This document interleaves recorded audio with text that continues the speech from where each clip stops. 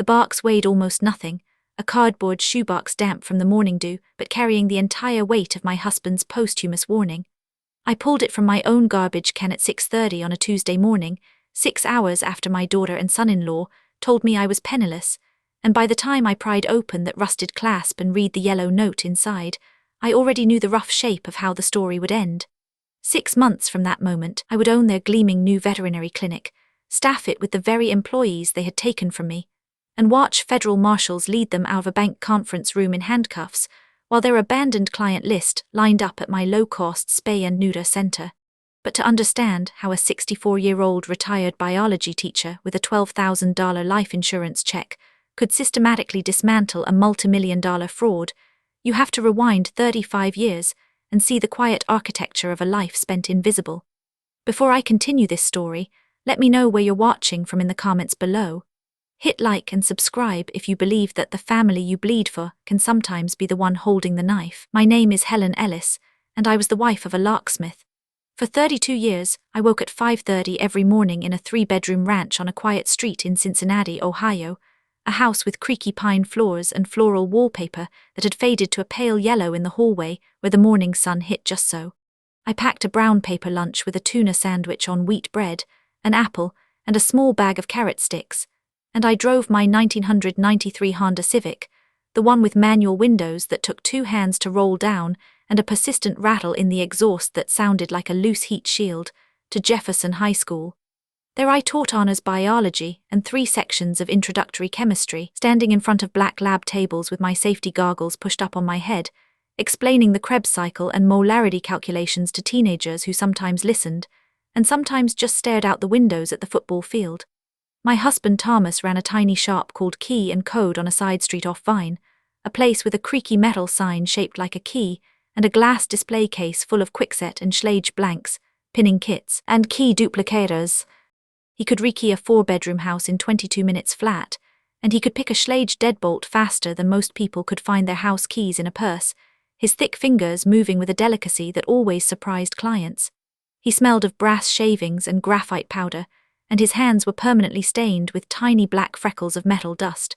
We never had biological children, a quiet grief we had long since folded into the rhythm of our days, but in the autumn of 1999, my younger sister Claire collapsed from a ruptured brain aneurysm in the checkout line at Kroger, and we adopted her daughter Emma the following week. Emma was 8 years old, with dirty blonde pigtails tied with mismatched elastics, a gap between her front teeth, and a habit of leaning into my shoulder whenever she was scared. The first night she crawled into our bed at 2 in the morning, shivering and silent, and I held her until dawn. I poured every recipe box, every late-night science fair project on photosynthesis and seed germination, every dollar I could save from a teacher's salary that peaked at $54,000 a year, into that girl. Thomas, who was gruff and kind in equal measure, taught her how to rekey a lock when she was 12. He set a practice cylinder in a wood block on the kitchen table, placed a hook pick and a tension wrench in her small hands, and said if she could master a Quickset deadbolt, she could handle anything the world threw at her. She laughed and kissed his stubbled cheek, and I remember thinking that love was supposed to feel like that, like a lock clicking smoothly open, a precise and satisfying alignment of pins. Emma grew up with a gentle touch and a fierce intelligence. She volunteered at the local animal shelter after school, coming home with the smell of disinfectant and wet fur clinging to her jacket, and decided at 16 she would become a veterinarian. I drove her to SAT prep courses on Saturday mornings, sitting in the parking lot of the strip mall with a thermos of coffee and a stack of lab reports to grade while she filled in bubbles. I edited her application essays at the kitchen table, marking grammar mistakes with a red pen and suggesting she use more active verbs. I co-signed her student loans with a steady hand and a silent prayer, knowing that my own retirement account would be the collateral of last resort. She graduated from Ohio State with a pre-vet track and entered veterinary school full of hope. During her first year, she met Ryan at a campus mixer. He was pursuing a business degree with a focus on entrepreneurship, handsome in that effortless way that makes you second-guess your own instincts.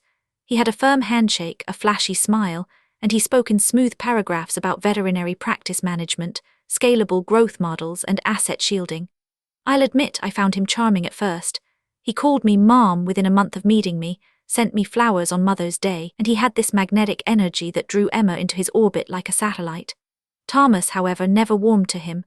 I remember a Sunday dinner when Ryan explained his philosophy of strategic insolvency and creditor protection structures with a little too much enthusiasm, gesturing with a wine glass and using phrases like judgment proofing as if they were magic spells.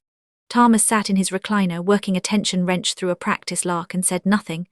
Later that night in bed he told me that boys got more moving parts than a master key system. You watch. I patted his hand and told him he was being paranoid. Thomas had always been suspicious of smooth talkers. I was a biology teacher. I dealt in observable facts, the scientific method, the careful accumulation of data. The fact at that moment was that Ryan treated Emma like a queen and had a detailed business plan for their future, complete with cash flow projections and a marketing timeline.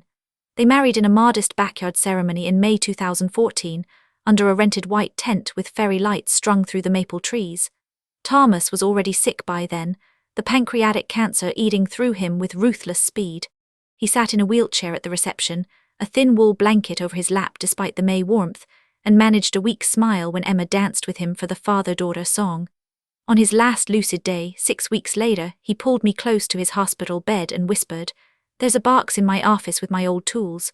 If anything ever happens, look in the bottom behind the drawer. And Helen, watch that one.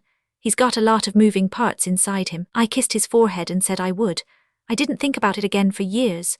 You don't when you're busy grieving. Thomas died in October. The funeral was small, held in the local Methodist church with the stained glass window that showed a shepherd carrying a lamb.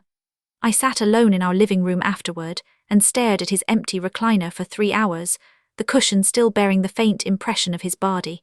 I had exactly $180,000 in a TIAA-CREF retirement account, carefully accumulated over 3 decades of automatic payroll deductions that I never once paused, not even when we needed a new roof. I had a modest teacher's pension that would pay me $2,100 a month for the rest of my life. I was 62 years old, healthy, and if I stayed frugal, I could cover my property taxes, my groceries, and my Medicare premiums without ever touching the principal. That was the plan. I had a ledger book with pale green pages where I tracked every expense, and the numbers always balanced. But plans, as any science teacher will tell you, are just hypotheses waiting to be stress-tested by the messy variables of real life. Emma and Ryan graduated veterinary school the following spring, and they came to my kitchen table with a whiteboard, a stack of spreadsheets, and a business plan that glittered with promise. They wanted to open a full-service veterinary hospital, something called Paws and Claws Veterinary Hospital LLC. Ryan walked me through the numbers with a laser pointer, clicking through slides on his laptop. Digital radiography at a cost of $68,000, an in-house blood lab with a chemistry analyzer and a hematology machine, a full surgical suite for orthopedic procedures, and a boarding kennel that would generate passive income. The total startup cost was $450,000. They had saved $30,000 between them, and Ryan's parents had agreed to pitch in $50,000 as a loan. They needed another major investor, and they wanted me to be their silent partner. Ryan drew a pie chart on the whiteboard with a squeaky marker, 40% to Emma for clinical leadership, 30% to him for business operations, 30% to me as the capital partner.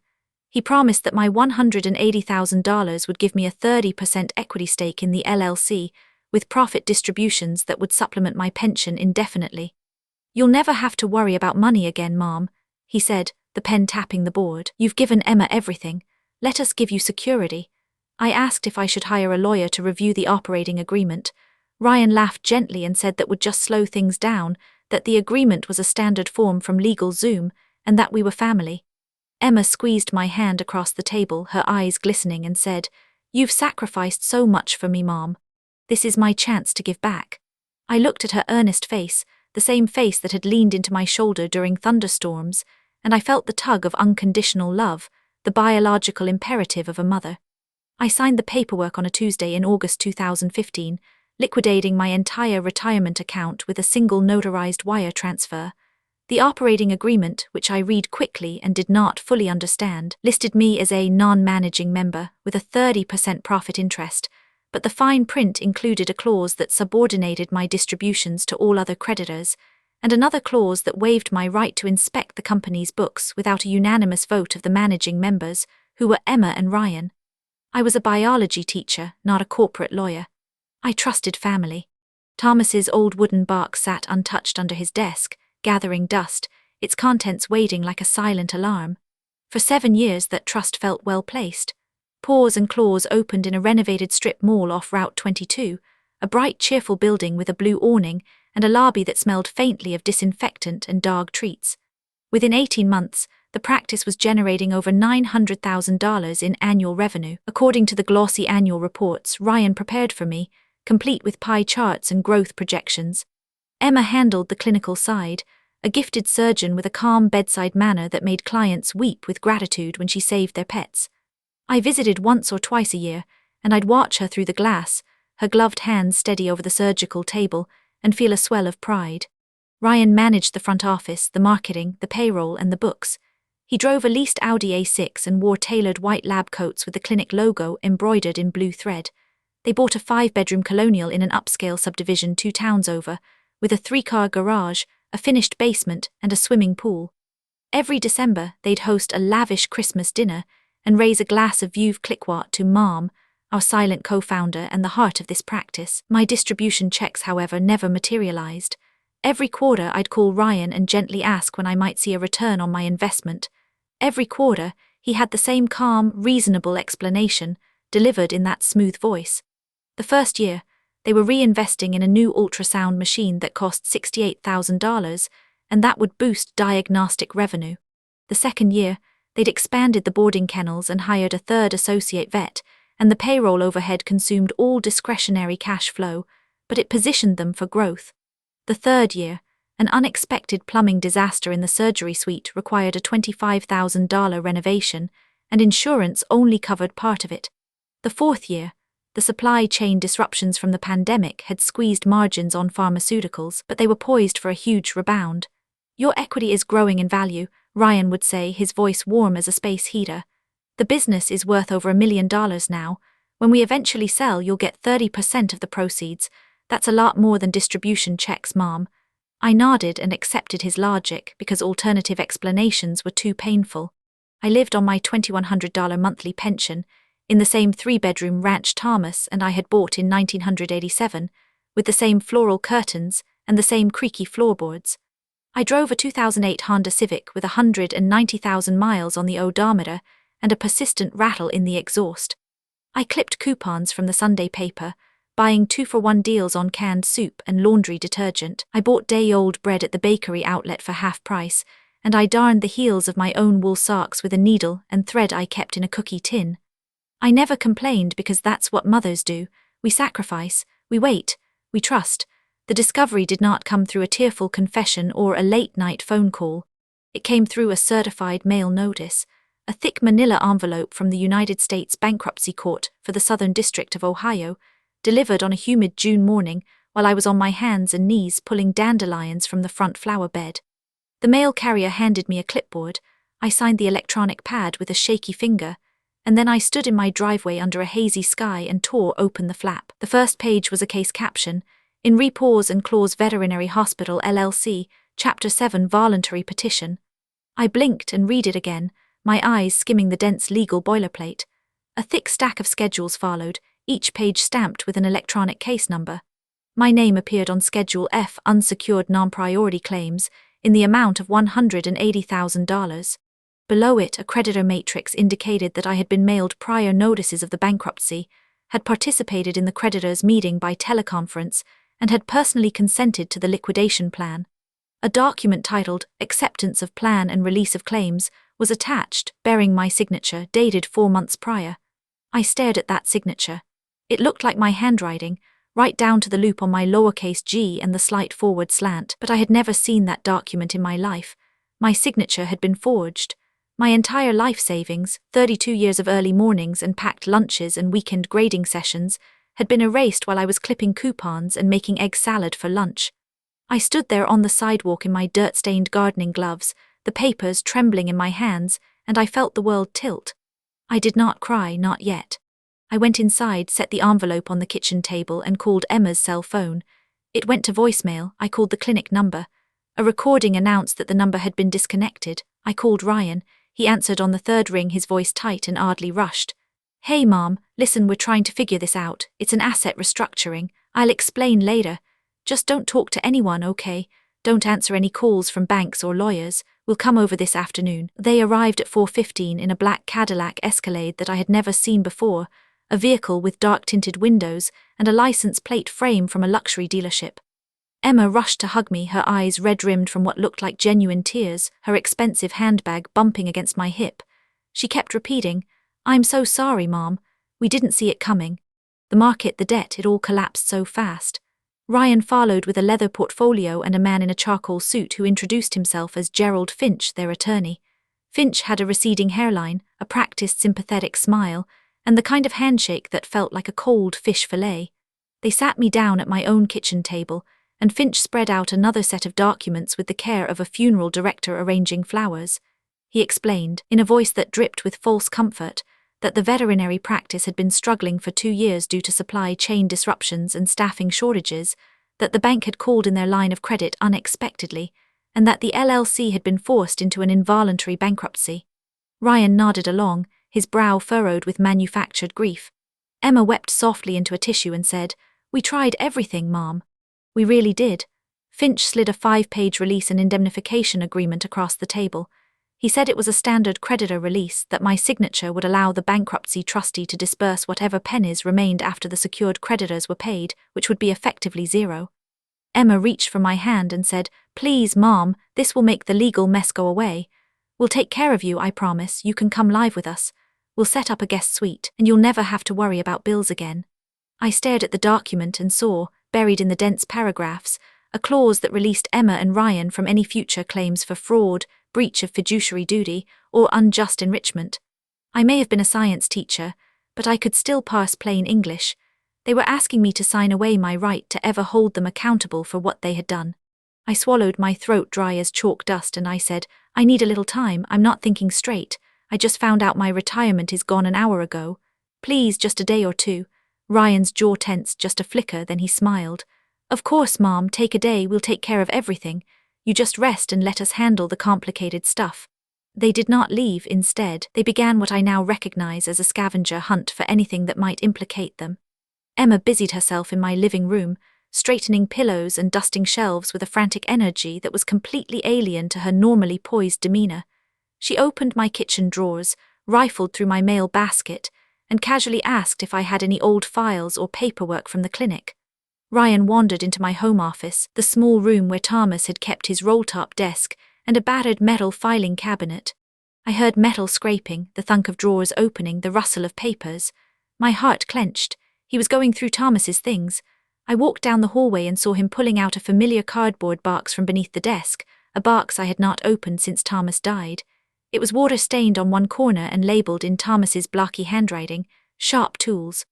Ryan opened the flaps, glanced inside at the jumble of tension wrenches, old lark cylinders, and dog-eared trade journals, and made a dismissive face. "Junk," he said, his lip curling. "I'll take this to the curb for you, Mom. You don't need all this clutter."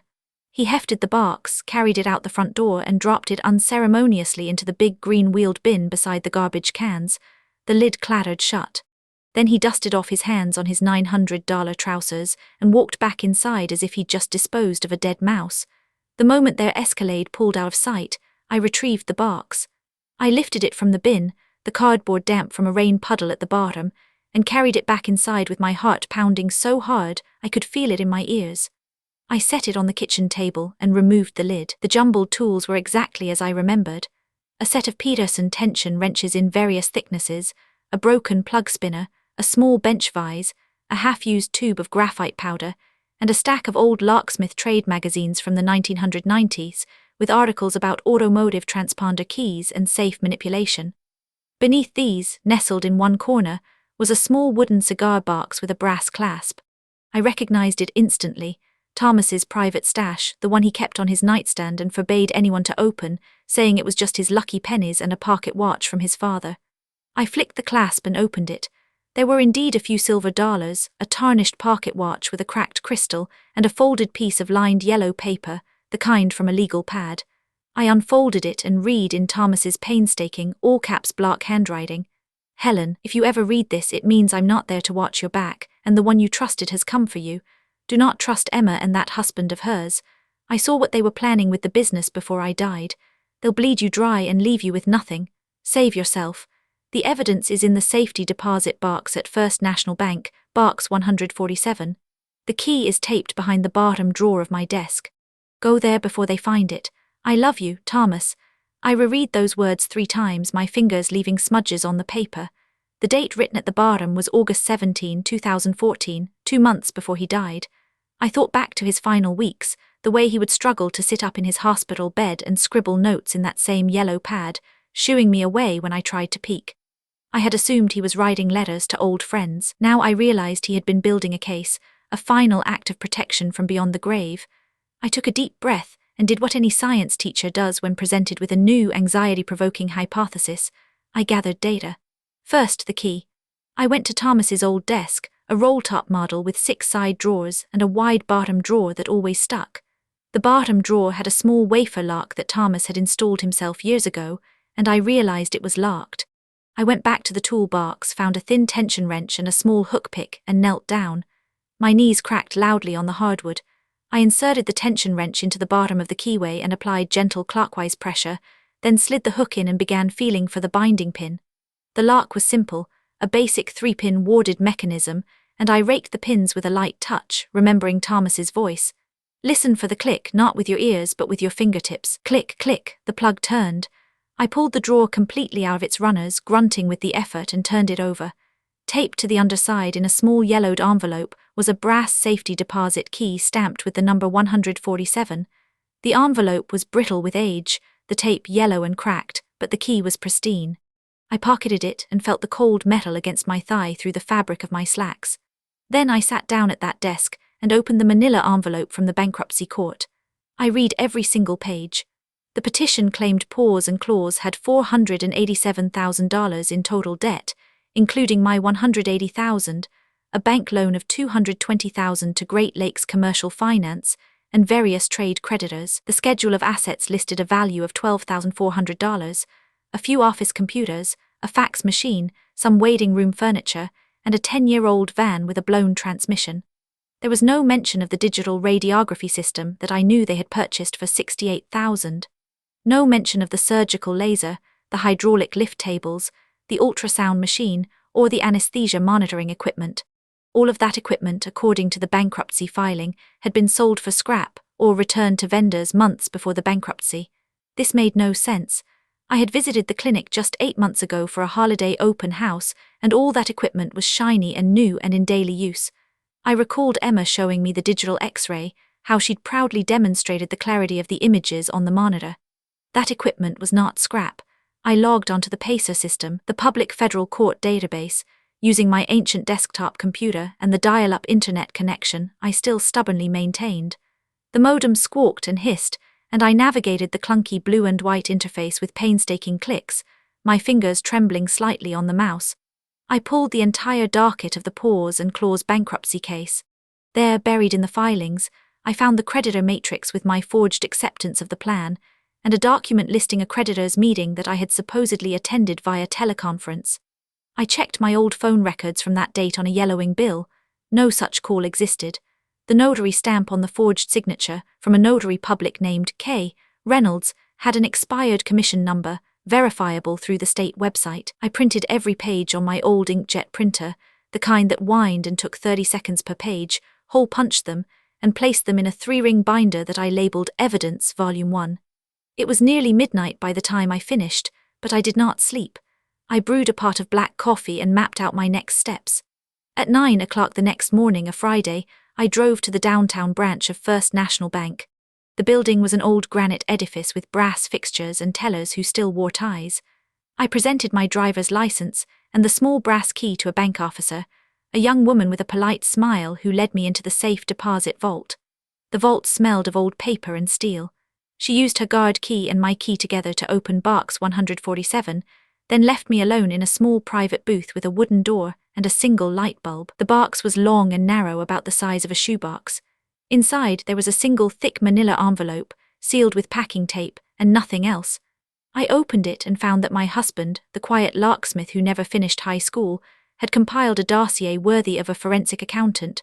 The dossier contained dozens of printed emails, dated from the 6 months before Thomas's death. The emails were between Ryan and an entity called Vet Holdings Limited. registered in the Cayman Islands. The messages discussed the transfer of pause and clause assets to a new corporation called Elite Pet Care, Inc., which had been incorporated in Delaware 5 months before the bankruptcy filing, with Emma and Ryan as the sole shareholders. There were bank statements showing a wire transfer of $150,000 from the pause and clause operating account to an Elite Pet Care account at a bank in Panama, dated 3 days before the bankruptcy petition was filed. There was a copy of a commercial lease assignment, signed by Ryan, transferring the pause and clause clinic premises to Elite Pet Care for nominal consideration of $10. And there was a notarized affidavit from Thomas himself, dated 2 weeks before his death, detailing a conversation he'd had with Ryan in the driveway of our house. In that conversation, Ryan had bragged about using asset shielding and judgment-proofing techniques to protect their personal wealth from any potential lawsuits or creditors. My husband, the locksmith, had known more about fraudulent conveyance law than the average law student. The dossier also contained a sealed letter addressed to me, written on the same yellow legal pad paper. Thomas's handwriting was shaky, the letters uneven, but the message was clear. Helen, I hired a private investigator 6 months ago. The guy is a retired IRS agent, and he found out they've been siphoning cash from the clinic into personal accounts in the Caymans for 2 years. They're planning to file bankruptcy intentionally and wipe out your claim while keeping all the assets. I was going to confront them, but this cancer moved faster than my courage. I've set up a retainer with a law firm in Columbus, Brantley & Brantley. They have a dead man's switch. If you ever file a claim for fraud involving Emma or Ryan, they will represent you at no cost, funded by a trust I established. The trustee is a bank in Canton, Ohio. The trigger is a simple affidavit that you file with the probate court. I've attached the form. Fill it out, sign it, and take it to the probate clerk. Do it, Helen, don't let them win. I love you, Thomas. I sat in that cold little booth under the fluorescent lights and wept for 10 solid minutes. Not only had my daughter and her husband stolen my life savings, but my dead husband had seen it coming and spent his final days trying to protect me from a betrayal I couldn't imagine. I grieved for the man I'd married, for the daughter I'd raised who had turned into a stranger, and for the naive trust I'd worn like a comfortable coat for decades.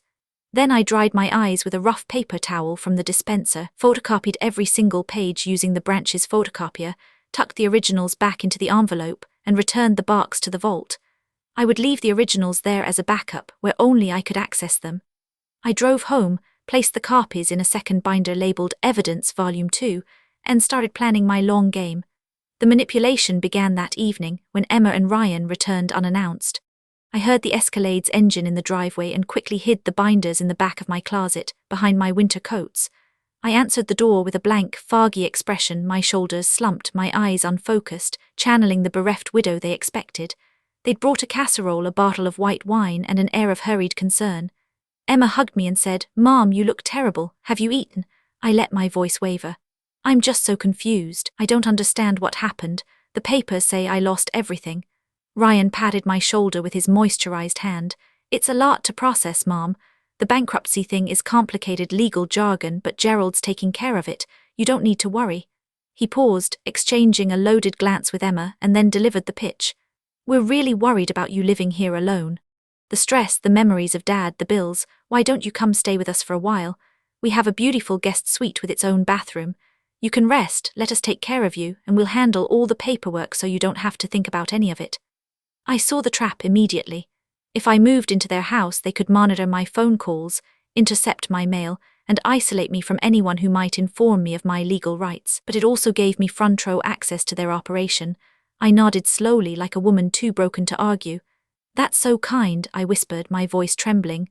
"I don't think I can manage by myself right now. Everything feels so heavy." Emma's eyes lit up with what looked like relief, but I now know it was the satisfaction of predator closing a cage. She said they'd come back tomorrow to help me pack. I agreed, and after they left, I packed a small suitcase with my clothes, my toiletries, and a few personal items. Hidden in the lining, between 2 folded grey sweaters, I placed the 2 evidence binders, Thomas's key, my digital audio recorder, and a small lockpick kit that I'd retrieved from the box Ryan had tried to discard. The lockpick kit was a compact leather case containing a hook pick, a half-diamond pick, 3 tension wrenches of different thicknesses, a small plug spinner, and a tiny tubular lock pick for desk locks. Thomas had taught me the basics of lockpicking decades ago, when we were first married, because he said it was a useful skill and he enjoyed teaching me.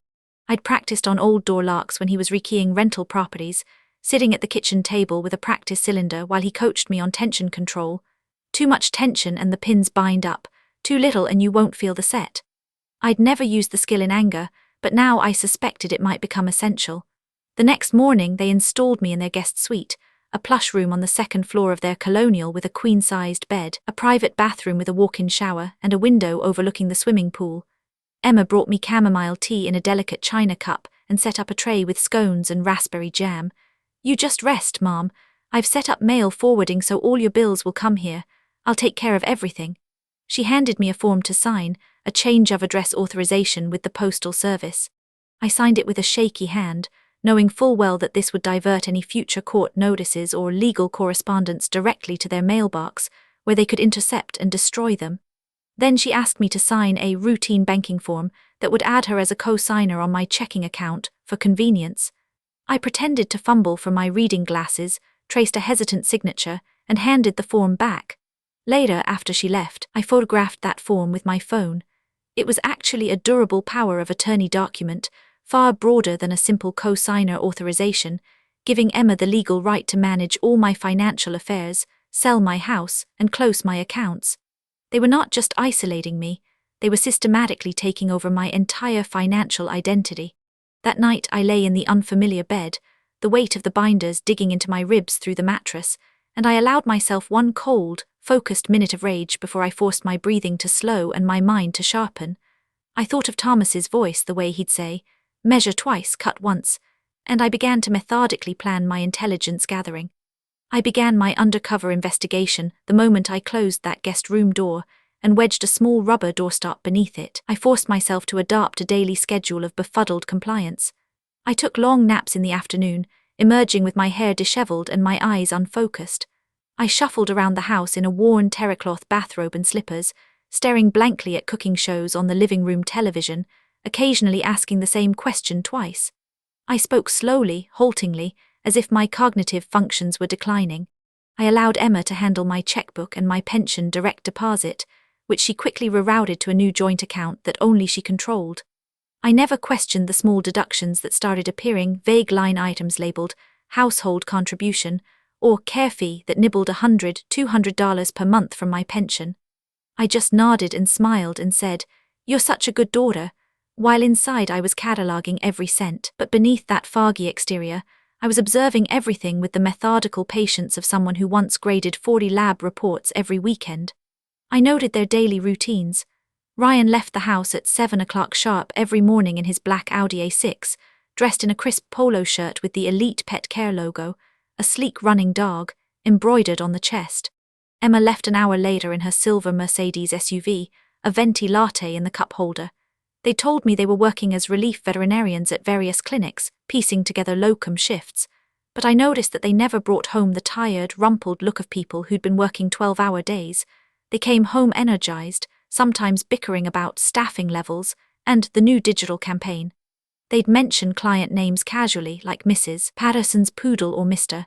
Hargrove's diabetic cat, as if they were familiar from daily interaction, not random relief shifts.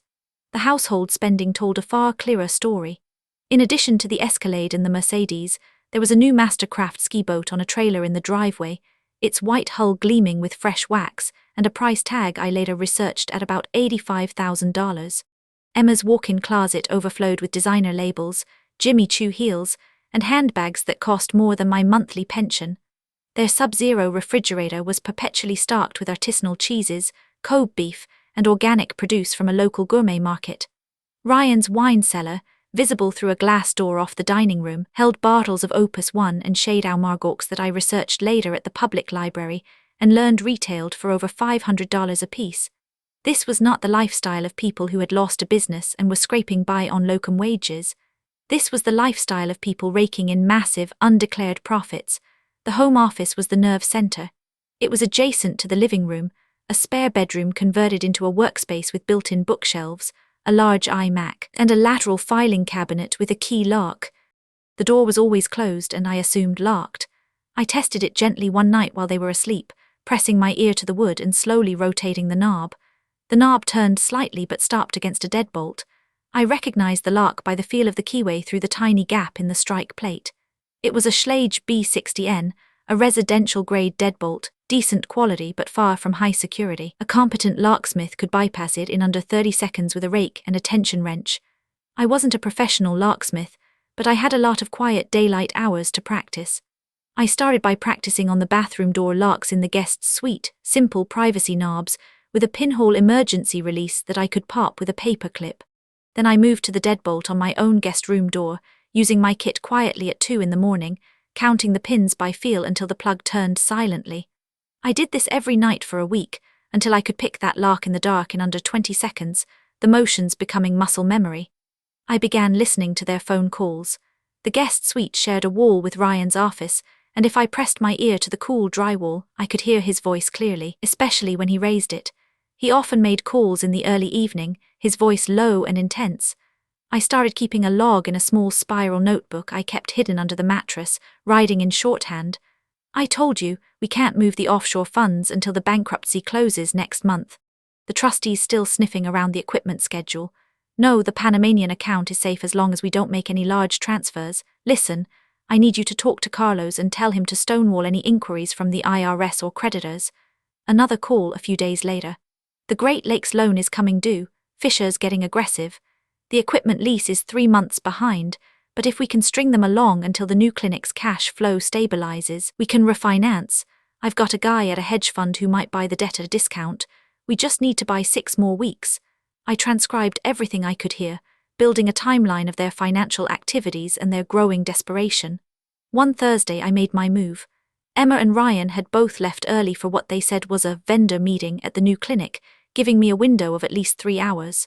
I waited 30 minutes, then retrieved my lockpick kit from the lining of my suitcase. I walked to the office door and knelt before the lock. My knees cracked audibly, but the house was silent. I spread a towel on the floor to catch any dropped tools and to muffle the sound of the plug turning. I inserted a thin Peterson tension wrench 0.25 inches into the bottom of the keyway and applied gentle clockwise pressure. Then I inserted my hook pick, a standard short hook with a polished tip, and began raking the pins.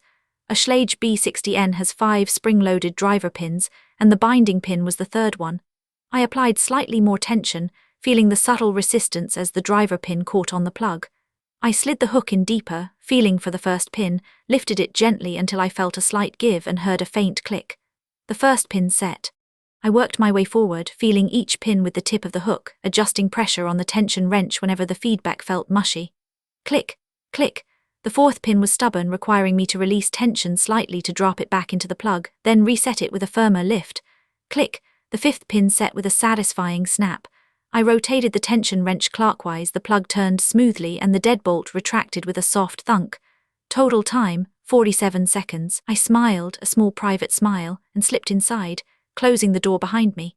Ryan's office was a monument to his obsessive self-image. The walls were decorated with framed photographs of him and Emma, with local politicians at fundraising galas, an award from the Chamber of Commerce, and a mounted display case containing their Ohio veterinary licenses, both current and valid.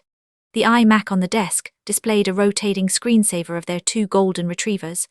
The lateral filing cabinet was a 2-drawer Hahn model with a simple wafer lock that I bypassed in under 10 seconds using a jiggler tool, a bent piece of spring steel that looked like a deformed paper clip, but was purpose-built to rock wafer tumblers. I pulled open the top drawer and found hanging folders labeled with the meticulous indifference of someone who didn't expect to be audited. The first folder was labeled Elite Pet Care Inc., Incorporation. Inside, I found the articles of organization, filed with the Delaware Secretary of State, dated 8 full months before the pause and clause bankruptcy filing. The registered agent was a service in Wilmington, and the members were listed as Emma Carner and Ryan Carner, with 100% ownership split evenly between them. I was not mentioned anywhere. Next was a folder labeled Asset Transfer Agreement. Inside was a bill of sale, dated 2 days before the bankruptcy petition, stating that Paws and Claws Veterinary Hospital LLC, through its managing member Ryan Carner, sold all tangible and intangible assets including patient lists, goodwill, equipment and furnishings, to Elite Pet Care Inc. for the sum of $10. The bill of sale was signed only by Ryan, purportedly on behalf of both the seller and the buyer. I knew from my crash course in bankruptcy law that this was a textbook fraudulent conveyance under Section 548 of the Bankruptcy Code, which allows a trustee to avoid any transfer made within 2 years of a bankruptcy filing if the debtor received less than reasonably equivalent value and was insolvent at the time. $10 for hundreds of thousands in equipment and all the goodwill of a thriving practice was not reasonably equivalent value. It was an insult wrapped in a legal document. The next folder was labeled Equipment Leases. Inside, I found a thick stack of documents from Great Lakes Commercial Finance. Elite Pet Care had leased $320,000 worth of equipment for the new clinic, a high-frequency digital X-ray system, a surgical laser, an anesthesia monitoring and ventilation system, and a central sterilization unit. The lease agreement, a 57-page document with black steel binding, listed each piece of equipment by manufacturer and serial number, and required personal guarantees from both Emma and Ryan. The collateral schedule matched, almost item for item, the equipment I remembered seeing at Paws and Claws. They had transferred the assets to Elite Pet Care, then used those same assets as collateral for a brand new equipment lease, all while the bankruptcy court believed those assets had been liquidated for pennies or returned to vendors. This was not just fraudulent conveyance. This was loan fraud, structured and deliberate. The bank statements folder showed that Elite Pet Care was severely cash-strapped. The operating account at a regional bank had a current balance of $4,300, and the lease payments of nearly $11,000 per month had been missed for 3 consecutive months. Great Lakes had sent a formal notice of default and acceleration, demanding the full outstanding balance of $297,000 within 30 days, or they would repossess every piece of equipment and place a lien on the clinic's receivables. A sticky note on the notice in Ryan's handwriting read, "Call Fisher at GL, offer settlement, maybe 50 cents on dollar if we move fast." I photographed every page of every document with my small digital camera, carefully replacing each folder exactly as I had found it, aligning the edges with the faint dust lines on the metal surface. Then I turned to the iMac. I didn't have the password, but I had something better, a tiny hardware keylogger about the size of a thumbnail that I had received in a plain envelope 2 days earlier.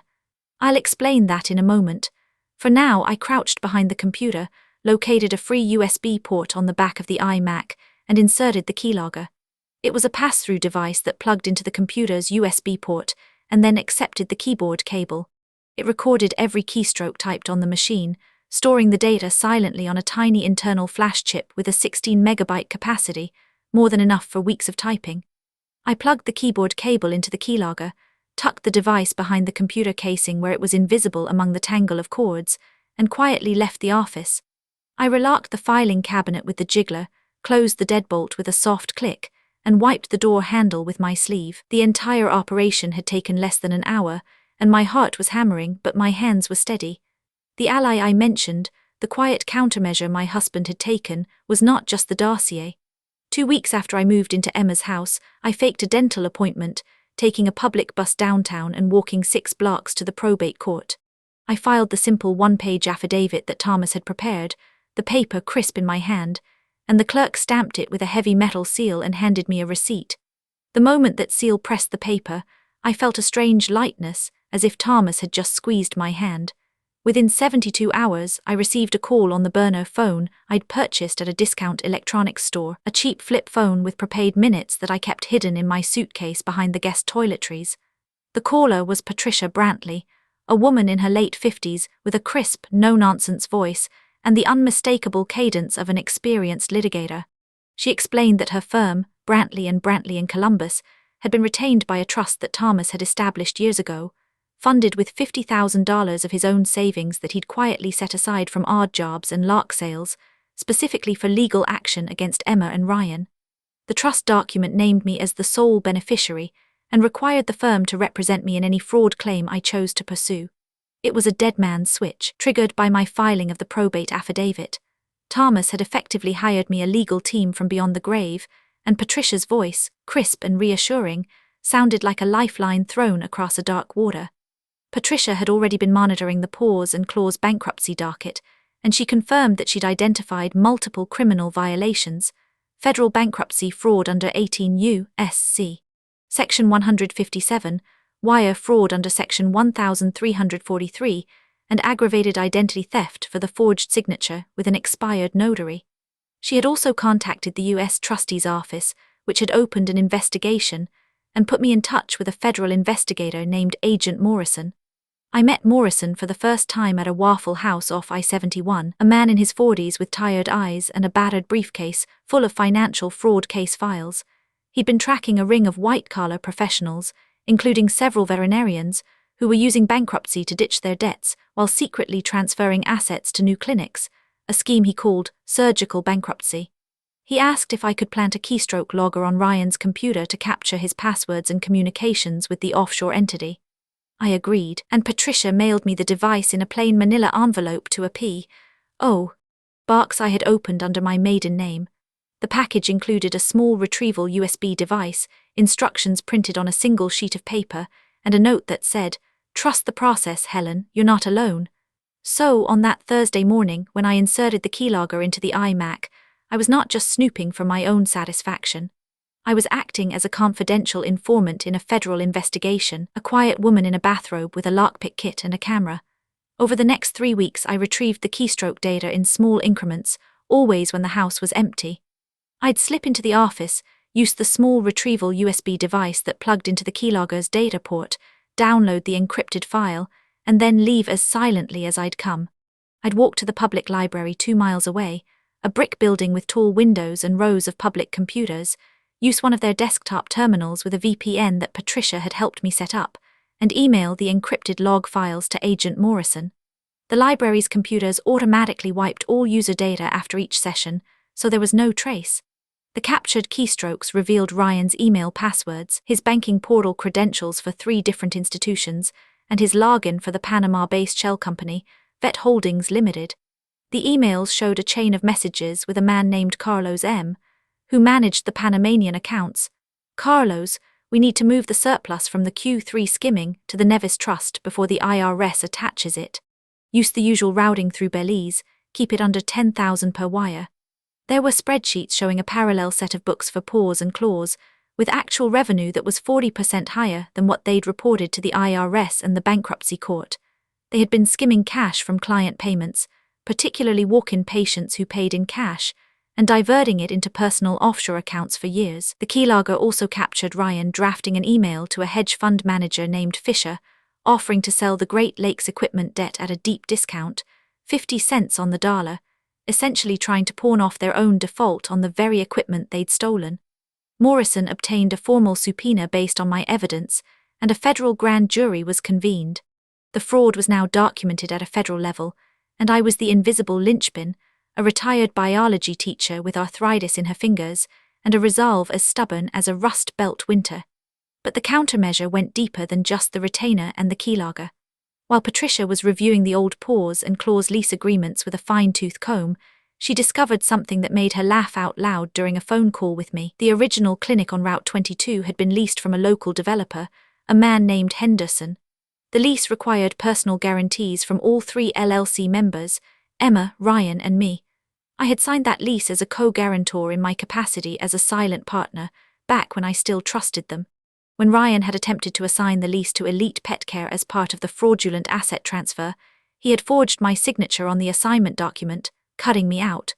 Henderson, the landlord, had refused to sign the assignment because the original lease required written consent from all guarantors, and he knew I hadn't been contacted.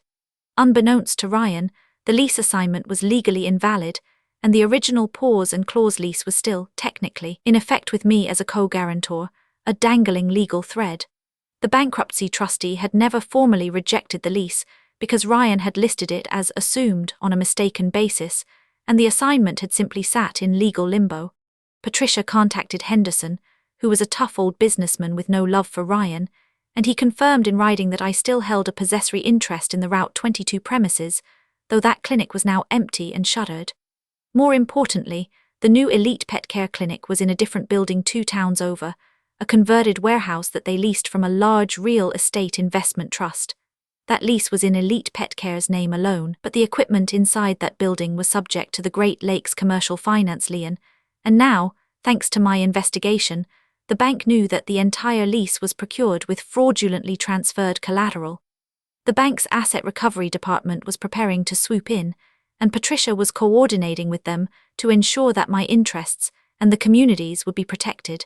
The maximum cruelty beat occurred on a Sunday afternoon in mid-September, a day that is seared into my memory with the clarity of a forensic photograph. By then, I had assembled the complete picture. Morrison had enough evidence for indictments, and the bank's asset recovery team was on standby, ready to repossess the equipment and freeze accounts. But I needed to know, for my own soul, if there was any shred of the daughter I'd raised still inside that house. I needed to test the limits of their humanity before I pulled the trigger that would send them to federal prison. So I staged a medical scare. I had purchased a small bottle of ipecac syrup from an online pharmacy, the kind used to induce vomiting in cases of poisoning, but safe in small, controlled doses. I carefully measured a half dose with a sterile syringe I'd kept from my biology classroom, enough to make myself violently ill and lightheaded without causing any permanent harm. I timed it for Sunday brunch, a ritual they both attended when they weren't at the clinic, a time when they would be relaxed and off guard. I drank the ipecac in my bathroom, grimacing at the bitter metallic taste, and waited for the nausea to build. Within 5 minutes, my stomach cramped as if squeezed by a cold fist, sweat beaded on my forehead, and I felt a wave of vertigo that made the bathroom tiles seem to tilt. I stumbled out of my room and into the kitchen, where Emma was spreading avocado on whole-grain toast with a silver butter knife, and Ryan was hunched over his laptop at the center island, scrolling through spreadsheets and muttering under his breath. I clutched my chest with exaggerated desperation and gasped, my voice a strained wheeze. "Emma, I think I'm having a heart attack. I can't breathe, please help me." Then I collapsed onto the cold porcelain tile floor, the ipecac doing its work as my stomach convulsed, and I retched a thin stream of bile onto the grout lines. The fall was controlled, but the convulsions were real, and the wheezing was real, and the tears that leaked from my eyes were from the burning in my throat. I lay there, my body racked with genuine dry heaves, my vision swimming as I stared at the ceiling light fixture. Through half-closed eyes I saw Emma look up from her toast. She set down the knife. She did not rush to my side. She glanced at Ryan. Ryan's eyes flicked to my prone body for perhaps 2 seconds, and then he looked at his watch, a heavy silver TAG Heuer. "We don't have time for this," he said, his voice flat and utterly devoid of human concern. "The bank appointment is in 40 minutes. If we're late, Fisher will think we're dodging her and she'll accelerate the repossession. Call 911 after we leave." Emma nodded, her expression not of worry but of mild annoyance, as if I were an inconvenient appliance that had broken down at the wrong time. She stepped over my outstretched arm, the sole of her designer sneaker squeaking on the tile inches from my fingers, and grabbed a leather portfolio from the counter. "Mom, we'll have someone come check on you," she said without looking back. "Just stay calm and lie still."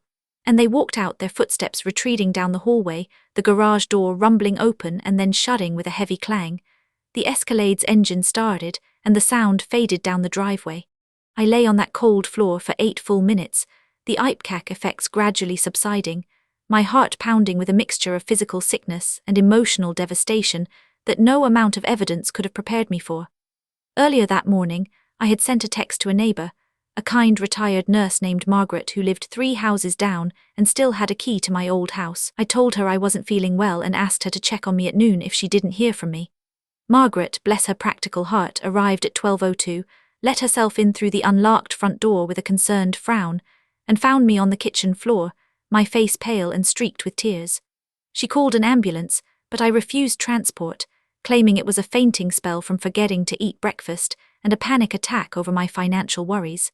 Margaret made me a cup of tea and sat with me for an hour, her hand warm on my shoulder, but my mind was somewhere else entirely. I stared at the tile where Emma's shoe had passed, and I replayed her flat, dismissive tone, the complete absence of the little girl who used to lean into my shoulder during thunderstorms. That was the moment I decided I would not just expose their crimes. I would utterly and completely dismantle everything they had built, using the very tools they had tried to discard. I would carve a new purpose from the wreckage of their greed. I walked back to the guest suite, retrieved my evidence binders, and stared at Thomas's note for a long time. The confrontation was orchestrated with the precision of a surgical strike, and it required coordination between Patricia's law firm, Agent Morrison's team, and the Great Lakes Commercial Finance Asset Recovery Department. The bank, at Patricia's suggestion, sent a letter to Ryan and Emma on heavy cream paper, with the bank's logo embossed in gold, offering to restructure the equipment debt if they could provide a new personal guarantor with credible assets and a clean credit history. The letter was a baited hook, and they bit with the desperation of starving fish. Ryan saw a desperate opportunity. He needed someone with no outstanding judgments, no recent bankruptcy filings, and a steady income stream, someone like me, or at least someone with access to my identity. They decided to persuade me to sign as a guarantor on a new, restructured equipment lease, using my pension income as the collateral anchor. The lie they spun over a tense dinner at their kitchen island was that if I signed, the bank would reduce the monthly payments by 40%, and I could earn back some of my lost investment through a revenue-sharing agreement with Elite Pet Care, a small monthly stipend that would help me get back on my feet. They prepared a document that was, in reality, a personal guarantee making me fully liable for the entire $297,000 of the defaulted lease, a debt that would crush my pension for decades. On a Friday morning in late September, they dressed me in a nice navy blouse they'd bought for the occasion and drove me to the Great Lakes Commercial Finance branch in Dayton, a sleek office building with floor-ceiling windows and polished granite floors. I played the part of confused but willing. I let Emma hold my hand as we walked into the cool lobby, her grip firm and practiced. I let Ryan charm the receptionist with a flashy smile and a line about taking care of Mom.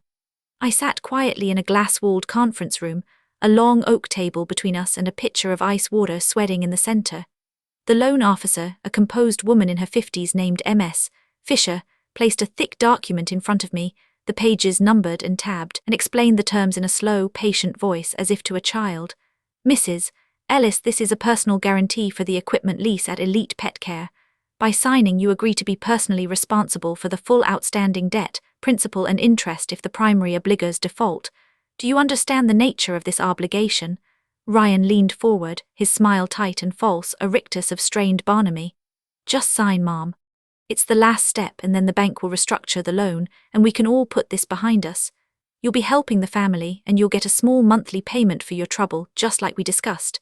I picked up the heavy silver pen. I held it over the signature line, letting my hand tremble dramatically.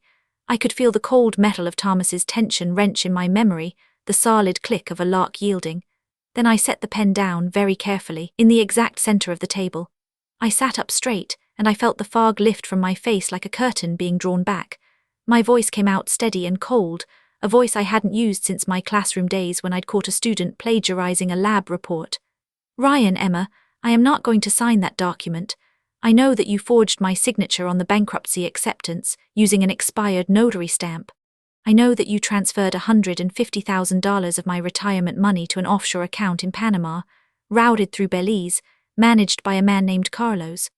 I know that you stripped every piece of equipment from paws and claws, sold it to Elite Pet Care for $10, and used it as collateral for this very lease, while the bankruptcy court believed those assets had been scrapped. I know about Vet Holdings, about the parallel books, about the hedge fund you tried to sell the debt to so you could walk away clean, and I know, with a certainty that burns in my chest, that you stepped over my body last Sunday when you thought I was dying, because a bank appointment was more important than my life. I will not sign another piece of paper for either of you for as long as I live. I paused, letting the silence stretch taut as a piano wire. I am not the confused old woman you thought I was. I am Helen Ellis, and I am Thomas's wife, and I have been collecting evidence on you for months. The color drained from Ryan's face in a slow, blotchy wave, starting at his hairline and sinking to his collar. Emma's mouth opened, a perfect O of shark, but no sound came out. Ryan recovered first, his voice tight and venomous, a low hiss. You're confused, Helen. You've been under a lot of stress. None of that is true. You have no proof. I smiled, a small thin smile that didn't reach my eyes. I have 3 binders full of evidence, Ryan. Emails, bank statements from the Panamanian account, the forged lease assignment, your incorporation documents with the Delaware filing date that predates the bankruptcy by 8 months, and keylogger data that has already been submitted to a federal grand jury. And I'm not the only one who knows. At that precise moment, the conference room door swung open, and Agent Morrison walked in, his badge displayed on his belt, followed by 2 uniformed federal marshals. His voice was calm and official. Emma Connor and Ryan Connor, you are under arrest for federal bankruptcy fraud, wire fraud, and aggravated identity theft. Please place your hands behind your backs. The marshals moved efficiently, cuffing them both and reciting their Miranda rights in flat, practiced tones. Emma finally found her voice, a shrill cry that cracked on the last syllable. Mom, you can't do this, I'm your daughter. I looked at her, the woman who had stepped over my body, and I felt a hollow ache, like a long-delayed amputation. You stopped being my daughter the moment you decided my life was worth less than a boat payment, I said, my voice quiet and final. And I watched them be led out into the lobby, past the staring receptionist who dropped her phone, and into the back of a federal transport van with tinted windows. The aftermath unfolded over the next several months, a tapestry of quiet justice and methodical reconstruction. Emma and Ryan were indicted on 17 federal counts, facing the overwhelming evidence, the keylogger data, the emails to Carlos, the forged signatures, and the testimony of Carlos himself, who was apprehended in an unrelated sting in Miami, and flipped to reduce his own sentence. They both pleaded guilty in a sealed deal that netted them 41 months in federal prison each, full restitution orders totaling over $400,000, and permanent revocation of their veterinary licenses by the state board. Their personal assets, the 5-bedroom colonial, the Escalade and Mercedes, the ski boat, the wine cellar, were all seized and liquidated by the U.S. Marshals Service to satisfy the restitution orders. Elite Pet Care was placed into receivership, and its own bankruptcy filing followed 6 weeks later, this time a genuine one, not a manufactured asset dump. I attended every court hearing, not out of vengeance, but out of a deep need to witness the machinery of accountability. I wore a simple black dress and sat in the gallery, and when Ryan was led past me in an orange jumpsuit, his hands cuffed, he didn't meet my eyes. Emma looked at me once, her face pale and drawn, and for a flicker I saw the 8-year-old I'd taken in, but the image shattered against the cold memory of that kitchen floor. I walked out of the courthouse into a crisp November afternoon and allowed myself a single, shaky breath of something that felt like relief. The real restitution, however, came from an unexpected quarter. The Great Lakes Commercial Finance Bank had a problem, a portfolio of leased equipment, worth about $320,000 when new, sitting in a shuttered veterinary clinic that was now subject to federal forfeiture and a messy bankruptcy. The equipment had a fair market auction value of roughly $190,000, but the costs of repossession, transportation, storage and remarketing at auction would consume nearly half of that, and the process would take months. The bank's asset manager, a pragmatic woman named Diane who had been following the case with a mix of professional interest and personal disgust, read about my role in the local newspaper, and reached out to Patricia Brantley. She asked if I had any interest in purchasing the defaulted debt at a steeply discounted short sale price. I told her, through Patricia, that I had exactly $12,000, the balance of a small life insurance policy that Thomas had left me, a policy I'd forgotten about until Patricia's office helped me claim it from a dusty file. The bank, after internal negotiations and a risk assessment, agreed to assign me the entire equipment lease debt for exactly $12,000, a short sale that effectively gave me the legal standing of a secured creditor with a perfected UCC lien on all the clinic's equipment. I wired the money from my old credit union account, the funds cleared in 2 business days, and the bank sent me a formal assignment document, a thick sheaf of papers with a gold seal that I placed in a new binder labeled Evidence Volume 4, My Future. With that assignment, I filed a UCC lien foreclosure in the county where the Elite Pet Care equipment was located. I hired a commercial repossession company, 4 burly men in steel-toed boots who arrived at the clinic with a flatbed truck, and professionally removed every piece of equipment, checking serial numbers against the lease schedule with clipboards and barcode scanners. I stood on the sidewalk in a puffy winter coat and watched them load the digital X-ray, the laser, the anesthesia monitors, all the gleaming tools of a fraudulent empire, and I felt a deep, quiet satisfaction settle in my bones. I also contacted the real estate investment trust that owned the building the clinic occupied, and I offered to assume the existing lease. The rate, eager to avoid a long vacancy in a specialized commercial space, agreed to transfer the lease to a new entity I formed called Community Spay and Neuter Clinic LLC, with me as the sole member. The monthly rent was manageable, and the building was already outfitted with the plumbing, drainage, and electrical systems needed for a veterinary practice. Within 30 days of the arrest, I possessed the keys to a fully outfitted clinic, all the equipment, and a 5-year lease with an option to renew. I reopened the clinic not as a general practice, but as a low-cost spay and neuter center. I named it Community Spay and Neuter Clinic, and I priced the surgeries at 60% below the going market rate in the county, $45 for a cat spay, $75 for a dog spay, with all vaccines and microchips included. I hired 2 young veterinarians, Dr. Sarah Kowalski and Dr. James Okonkwo, who had been burned by corporate veterinary consolidators and wanted to do mission-driven work. They were both skilled surgeons who believed in the public health mission, and they worked with a quiet intensity that reminded me of Emma before the corruption. I hired the front desk receptionist who had worked for Emma and Ryan at Elite Pet Care, a woman named Clarice who had been laid off when the clinic closed and was struggling to find work. Clarice knew every client by name, every pet's medical history, and every phone number.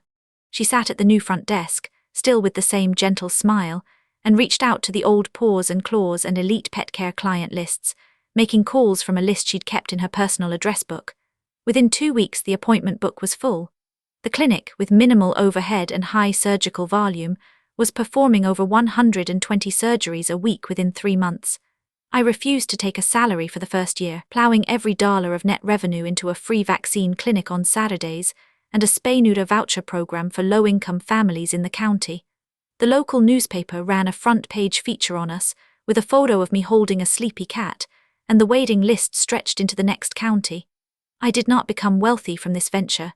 The modest profit that eventually started flowing, about $3,800 a month after expenses, covered my living expenses and let me rebuild a small cushion in a credit union savings account, but that was never the goal. The goal, as I sat at my desk in the clinic's back office, with Thomas's cigar box on the shelf and his warning note tucked safely inside, was to create something lasting and good from the wreckage. Every time I walked through those clinic doors, the same doors that Ryan and Emma had walked through with their tailored lab coats and their leased Audis and their bottomless entitlement, I felt Thomas's presence like a steady hand on my shoulder. I had not simply survived their betrayal. I had taken the very instrument they used to defraud me, the equipment debt they had hidden and leveraged, and I had transformed it into a tool of genuine community healing. The $12,000 did not make me rich, but it made me whole, and it gave me something they could never purchase with their offshore accounts. A quiet, dignified legacy stitched together with the threads of integrity and the stubborn love of a locksmith who never stopped protecting his wife. Have you ever discovered a dark secret about someone you trusted completely? How did you handle it? If this story resonated with you, please hit that like button and subscribe to the channel. Share your own experiences in the comments below, and maybe we can build a community that knows the value of vigilance. This is Helen, signing off from Community Spay and Neuter Clinic, reminding you that the quiet ones are often the most dangerous.